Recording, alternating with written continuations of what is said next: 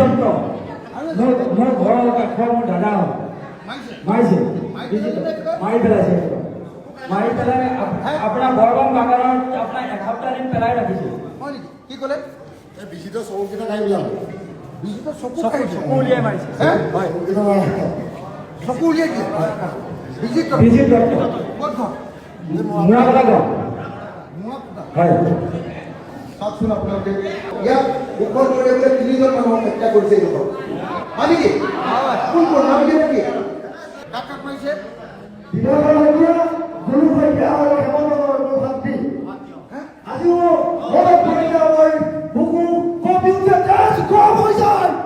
হেমন্ত গগৈ মই আৰু ভদ্ৰ গগৈ মাত্ৰ কৰি দিছিলোঁ। গাঁৱৰ ৰাইজ তেওঁৰ ঘৰত কমাব লগা হৈছিল। আমি দুজন মানুহে হেমন্ত গগৈ কৰি দিছিলোঁ। মোৰ মিটিং হৈ গ'ল। মাৰিলে কাক কাক? নামকেইটা কি কি বুলি ক'লে? দিবাকৰ শইকীয়া এক নম্বৰ, গুণু শইকীয়া আৰু হেমন্ত হেমন্ত গগৈ দিবাকৰ শইকীয়া, গুলুক শইকীয়া আৰু হেমন্ত গগৈ 3জন মানুহক জাতিতে মাৰিছে।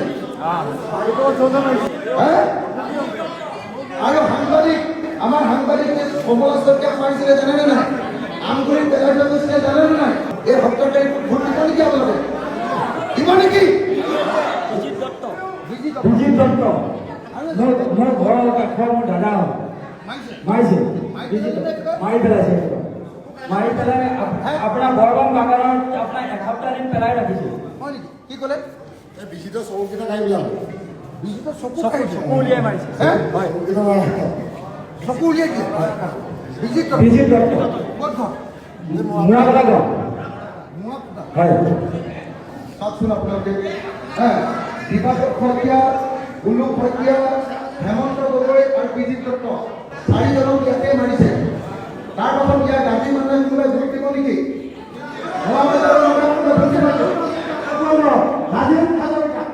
আপোনালোকৰ ৰাজীৱ হাজৰিকা কোন মাৰিছে? মই লিখি দিছোঁ ৰাজীৱ হাজৰিকা। কি শইকীয়া? দিবাকৰ শইকীয়া। এইটো ক'ত?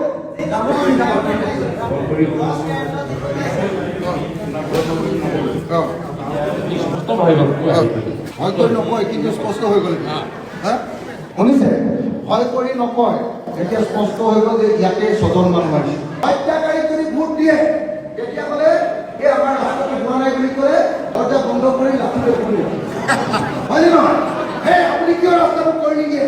এনেকৈ MLA বুলি ৰং দিয়ে নহয়, বৰটোকে মাৰি। সেইকাৰণে মই আপোনালোকক হাতযোৰ কৰি অনুৰোধ কৰিছোঁ, ৰাজ্যখন বচাবৰ কাৰণে, দেশখন বচাবৰ কাৰণে বিজেপিৰ এই প্ৰাৰ্থীজনক ভোট নিদিব দেই।